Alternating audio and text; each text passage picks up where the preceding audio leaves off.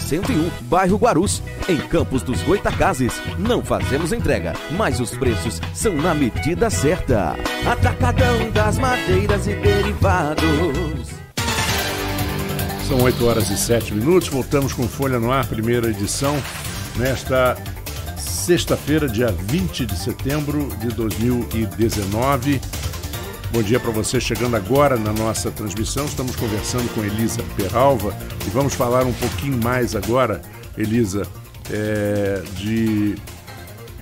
da eficiência do trabalho, né? A gente já falou que setembro é um mês simbólico, mas o trabalho é feito diariamente, 365 Exato. dias por ano.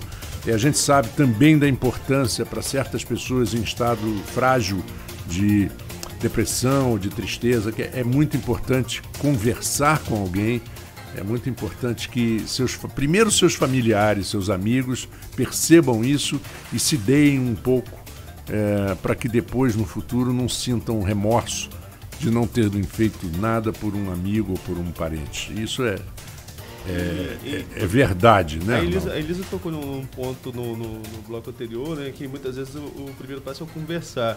E nesse contexto, você tem o 188, Centro de Valorização da Vida, né? Sim. É bom a gente deixar claro para o ouvinte como que isso funciona e se existe alguma estatística, não sei se tem alguma estatística de efeitos práticos após a implantação dele. Eu vou ter que me restringir à minha humilde ignorância, porque do CVV eu conheço pouco. Sim.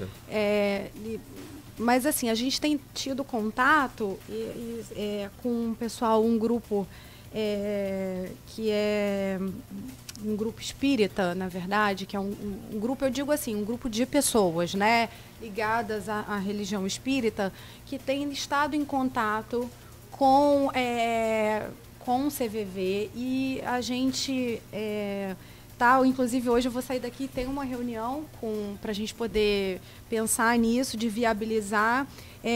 Provavelmente o CVV está vindo para Campos. O CVV é um grupo voluntário, né? Uhum. Não existe nenhum financiamento a nível municipal, que eu saiba, assim, em outras cidades. É um trabalho totalmente voluntário. E aí, provavelmente, a gente vai estar cedendo aí um espaço para que o CVV possa funcionar em Campos. E aí, eles montam a estrutura, né, que me parece que também é toda doada, de telefone, computador, e pessoas que vão ser selecionadas e treinadas para trabalhar nesse atendimento. Eu conheço pouco, Arnaldo. Eu posso depois trazer mais informações para vocês, mas eu acho que é um dispositivo bem interessante, sim. Assim, eu acho que eu não tenho esses dados para te falar, assim, de quais são os efeitos práticos disso, mas é a proposta que eu estou falando, assim, você ter alguém que esteja ali disponível para te escutar e te dar uma ajuda. Então, acredito que o CVV possa fazer isso, né? Escutar a pessoa que tá angustiada e poder encaminhar isso, poder falar onde que ela pode buscar ajuda e ali, naquele momento, dar esse acolhimento, escutar o problema dela. Eu não sei, assim, eu sei que não são profissionais, né, assim, não tem essa exigência de ser profissional, psicólogo, nada disso. Uhum. São pessoas comuns na vida que tiram um tempo delas. Dispostos a ouvir, né? Isso. Eu acho uma proposta bem interessante, porque a gente sai também dessa coisa do especialismo e de que tudo tem que ir para o psicólogo e para o médico, assim. Por isso que a gente tem a avaliação do risco, né? Então, assim, por exemplo, aquele atendente lá da recepção de uma UBS lá em Baixa Grande, ele pode identificar que tem uma pessoa que está em sofrimento e acolher essa pessoa e falar com alguém né, e compartilhar isso com a equipe que vai avaliar qual é o nível de sofrimento daquela pessoa, se seria interessante ela sair de Baixa Grande e vir para cá, ter um atendimento num CAPS ou num ambulatório de saúde mental. Então, eu acho que é válido, sim. E a gente acha que a gente vai ter mais dados para falar mais para frente, porque a prefeitura está tentando mesmo ajudar e viabilizar um espaço para que o CVV possa ser implantado em Campos. Mas me parece que hoje esse número já é nacional, né? Todo mundo pode ligar né? Você estando em Campos, você liga para um 188 e você vai ser atendido por alguém. Né? A nível nacional. Eu não sei exatamente qual é essa diferença de ter um dispositivo do CVV, né? Assim, um braço do CVV no município. Então, deve ter uma vantagem isso. Mas eu vou ficar devendo para vocês, porque a gente está estudando melhor esse trâmite, esse funcionamento, para que o Campos possa ter um local para que eles possam atuar. Entendi.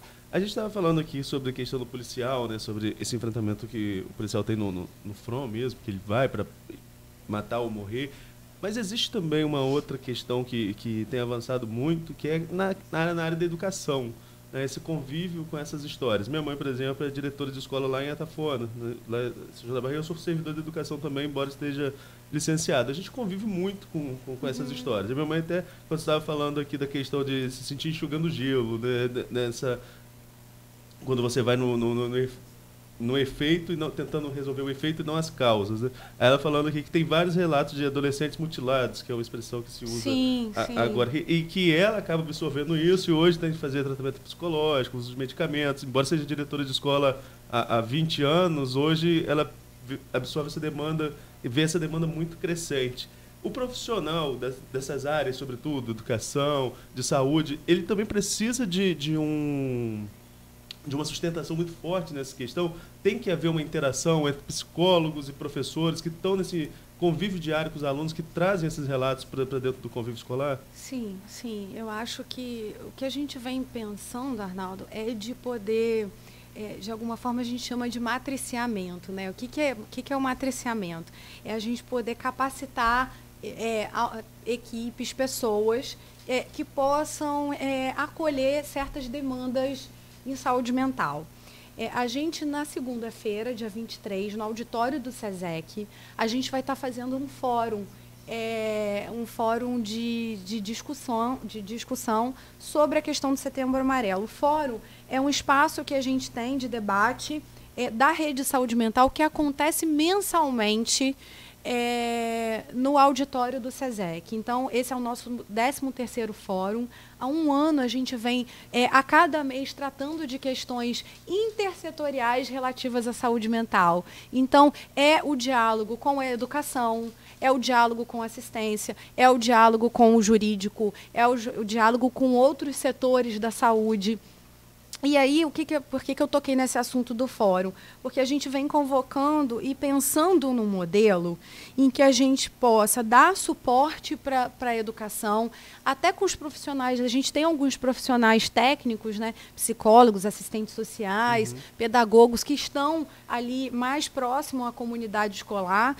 E a gente tem pensado assim, num projeto da saúde mental em parceria. A gente já teve uma experiência dessa, o CAPS Infantil teve na Escola João Pessoa, fazendo um trabalho com a comunidade escolar, com os professores, e foi uma experiência incrível em que a nossa coordenadora do CAPSI, que é a Giane Siqueira, vai estar falando dessa experiência lá, onde ela pôde ofertar um espaço para que esses professores falassem dos problemas que enfrentam na escola em relação a essas questões de saúde mental dos alunos e deles próprios.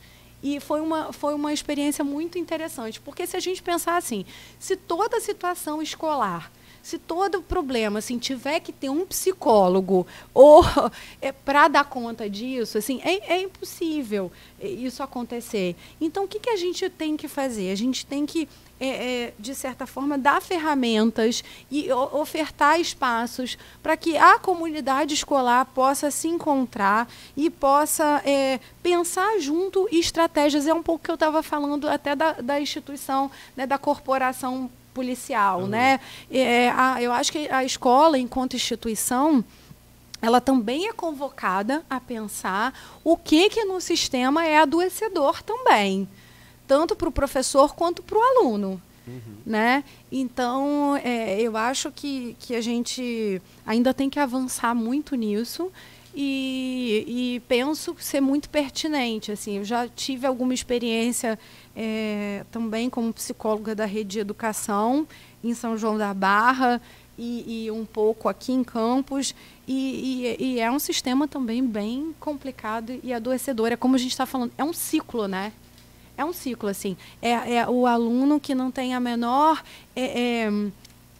uma situação muito desfavorável fora da escola, dentro de casa, assim, crianças e adolescentes que não têm direitos básicos garantidos, então não tem comida, não tem um mínimo de conforto ali, familiar e estrutura em casa. E aí isso vira um ciclo que chega na escola e chega na relação com o professor, óbvio, né? E aí é isso, assim, enquanto a gente continuar achando que o problema está num lugar só, a gente vai continuar enxugando gelo e patinando, assim. Eu acho que é tão complexo isso que a gente tem que atuar em várias frentes. Não adianta só a gente ofertar psicólogo para todos os professores, para todos os alunos, assim. Isso de cara, isso é impossível. E de segundo, isso não é inteligente, né? Porque é como a gente estava falando, a gente vai atuar na causa e não na consequência, desculpa, e não na causa daquela angústia toda e daqueles problemas todos que a escola vive. Essa questão de ambiente escolar parece um assunto... Aí quando eu começo a falar de escola, como eu falei, minha mãe é diretora de escola há 20 anos, professora há mais de 30, e eu, além de ter estudado, comecei a trabalhar cedo em escola, depois fui concurso, voltei para a escola, mas a gente tem uma impressão de que essa relação aluno-professor parece cada vez mais desgastada, e sobretudo nesses enfrentamentos que acontecem. Por outro lado, entre os alunos começaram a surgir termos como bullying, coisa que eu tenho 30 anos, não vivi isso, não existia bullying na minha época, existia a zoação de um com o outro, alguns sofriam mais, outros sofriam menos, claro, mas assim, não se explorava isso, era uma coisa que a gente tinha que absorver e passar direto. Hoje não, hoje existe um entendimento do que isso pode gerar na vida da pessoa. Como foi se desenhando essa mudança, nesse perfil de entendimento, desse efeito psicológico, desse convívio, sobretudo nessa fase, porque tal de criança e adolescente também é um bicho perverso, né? Para falar um do outro, como, hein? É um bicho bem perverso essa fase da vida, tanto a criança quanto a adolescente. Sim. A adolescência especialmente me toca e me chama a atenção. Eu sempre estudei essa fase e acho que é uma fase assim, muito rica também. E eu acho que ali podem se definir alguns encaminhamentos da vida adulta. E como? Né? É toda a formação ali, né? Nos 10 anos, 12 anos, 13 anos. Sim, o início da adolescência mesmo. Sim. E aí você perguntou como é que isso foi se desenhando. Eu acho que foi a partir da experiência, né? De poder observar assim, os efeitos disso na vida daqueles adolescentes e daqueles sujeitos futuros, né?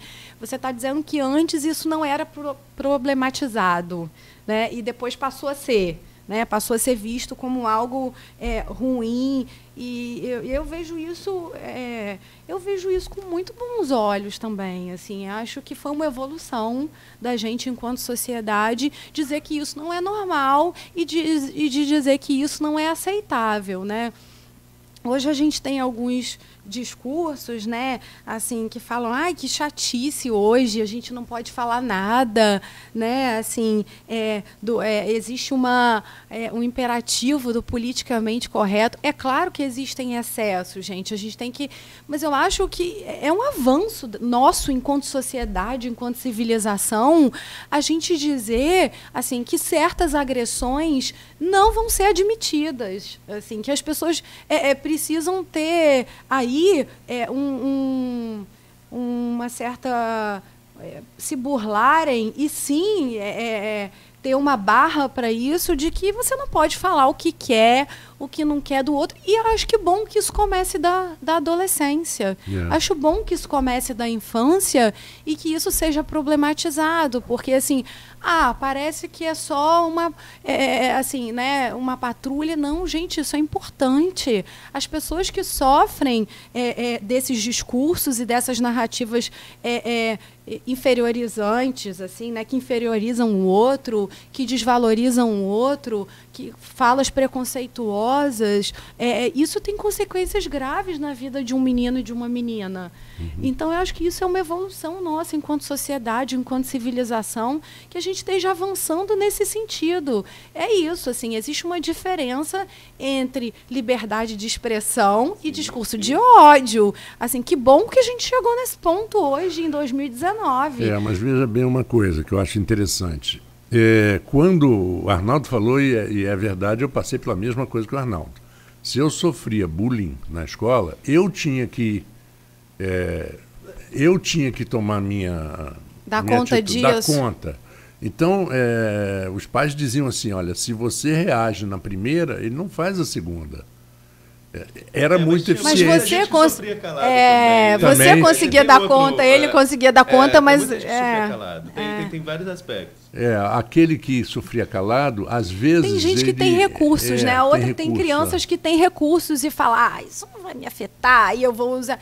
E eu acho que isso a gente, né, assim, vai deixando que isso aconteça, talvez não vá percebendo que isso aconteça.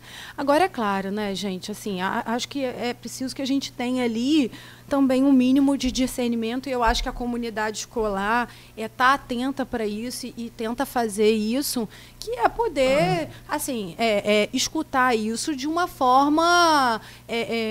também criteriosa, né? Assim, poder também entender o que é ali de uma fase e de um jogo ali infantil, e também não ficar problematizando coisas que são ali comuns do discurso infantil, né? Que fala com muita tranquilidade. Tomara que você morra, né? Fala para pai, para mãe, para colega, assim. Não é que ele quer de fato que você morra, mas ele tem uma... uma forma de se expressar, sim. Sim, assim, que é menos sem filtro do que o adulto, que já recalca muita coisa, né? Assim, por estar mais avançado socialmente e tal. E tem um superego bem rígido que já diz, bem, aqui você não pode falar isso, né? Mas você quer ver um exemplo? Um dos maiores exemplos hoje é a expressão nerd, né? Que é uma expressão americana que hoje está no mundo inteiro. Todo mundo chama, aquele garoto é o nerd, que todo mundo faz o bullying em cima, né? A frase mais fantástica do nerd é de um dos maiores nerds da história, que é o Bill Gates. E era um nerd que sofreu bullying a vida inteira na escola. Primeiro, a gente vê hoje como é que ele está, né? E segundo, ele dizia o seguinte, seja amigo do nerd, porque 95% de chance de você um dia trabalhar para ele no futuro. Ele é muito mais inteligente que você. É de dizer que tem espaço para todo mundo. Claro. Né? Assim, que você pode ser, eu acho que você pode ser o que você quiser ser, como você puder ser, como você escolher ser. Que o mundo é plural, gente. Tem espaço para todo mundo, né? Você não tem que ser todo mundo igual, seguir a mesma cartilha, gostar das mesmas coisas. Essa é a riqueza da vida. É a gente poder se identificar, com aquilo e pertencer àquilo que tem a ver com a gente. E isso ser acolhido. A pluralidade, a diversidade. Existem os que gostam muito de estudar, existem os que não gostam de estudar, que gostam de praticar esporte, que gostam de fazer outras coisas. E tá ok, tá tudo bem, não tem que ser todo mundo manada seguindo a mesma coisa, né? Fazendo o mesmo, gostando das mesmas coisas. E eu acho que a riqueza é essa, de poder mostrar e isso parte desde a escola, de que existe espaço para todo mundo no mundo e de que os meninos e meninas podem ser como eles quiserem ser. Agora, vamos voltar. A gente acabou entrando na educação e se tiver, a gente vai mais um bloco aqui inteiro falando sobre isso. Estão puxando assunto pra caramba aqui. Mas a gente vai voltar um pouquinho à questão do Setembro Amarelo. Elisa, eu queria que você falasse para os nossos ouvintes, sobretudo aqueles que nesse momento passam por algum tipo de sofrimento, de angústia. Quais são os equipamentos que ele pode procurar para ele ter apoio aqui em Campos, nesses momentos de dificuldades? Questão de sigilo, que muitas vezes as pessoas não querem se expor. Como que funciona todo esse aparelho, desse apoio à pessoa que passando por esse momento de dificuldade? Então, hoje a rede de saúde mental, ela é estruturada, é uma rede grande, né? São 4 CAPSs, 2 ambulatórios ampliados e outros dispositivos de cuidado, como residências terapêuticas, unidades de acolhimento infanto-juvenil e a emergência. Então, assim, eu vou falar assim de uma forma até assim pouco aprofundada para que as pessoas possam entender, né?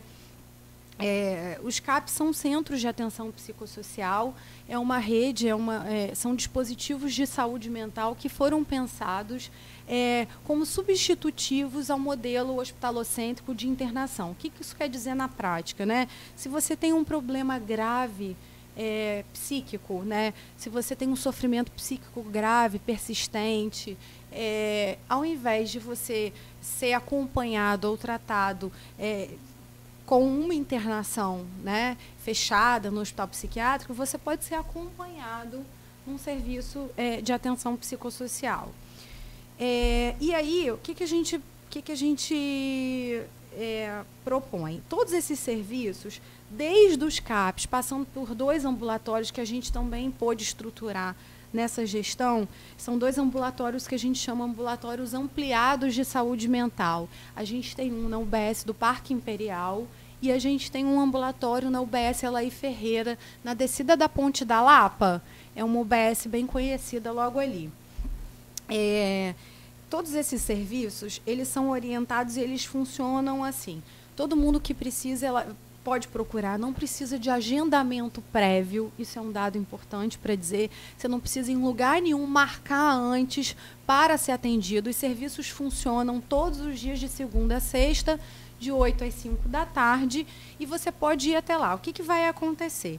Se você não for atendido, você vai ser atendido logo de cara, assim, vai ter um primeiro acolhimento, que a gente chama de porta de entrada, primeiro acolhimento. Então, a qualquer momento que você for, você vai ser atendido. Nos ambulatórios, isso funciona um pouco diferente, porque a gente tem os grupos de acolhimento. Foi uma forma que a gente encontrou, aliás, um modelo que é bem praticado no Rio, em outros lugares, que é esse modelo de grupos de recepção e de acolhimento. Então, assim, mesmo que você não tenha uma vaga imediatamente, você já vai ser acolhido e escutado o mais breve possível. Por uns casos de ideação suicida e tentativa de suicídio, a gente tem prioridade na rede para esses casos. Então, a orientação é de que essas pessoas sejam imediatamente atendidas, encaixadas em atendimentos psicológicos, médicos, e que possam ser atendidas assim, o mais breve possível. Então, isso é uma prática nos ambulatórios de saúde mental e nos CAPs. Então, quais são, pelo fluxo da rede, quais casos vão para o CAPs e quais casos vão para o ambulatório? Os casos que vão para os CAPs são casos de tentativas de suicídio e são casos que apresentam um quadro mais grave na nossa classificação de risco. Tem alguma comorbidade, um transtorno psíquico mais grave, e precisam de um acompanhamento mais intensivo. Então, esse acompanhamento mais intensivo, ele pode ser dado por um centro de atenção psicossocial, que é um modelo mais amplo e mais integral. Se é uma ideação suicida, é uma depressão leve, moderada, né, uma tristeza, um desânimo, mas a pessoa não chegou ao ato, né, em si, a gente encaminha para os ambulatórios ampliados de saúde mental que ficam nesses dois serviços que eu falei aqui. Ainda é pouco, mas já é um avanço, assim, a gente ter estruturado esses 2 ambulatórios que não atendem só essa demanda, preciso deixar claro isso, mas que tem prioridade para acolher essa demanda. Acho que é isso. Os ambulatórios ampliados, só para relembrar, eles funcionam na Parque UBS? Imperial, do Parque Imperial e no Alaí Ferreira. Ok. É isso. Mais alguma última pergunta, Arnaldo? Então, Elisa, eu queria que você encerrasse aí nosso papo. Tudo que for de interesse, você já falou desse atendimento, que eu acho importantíssimo. E, em primeiro lugar, sucesso. A gente sempre deseja no Setembro Amarelo.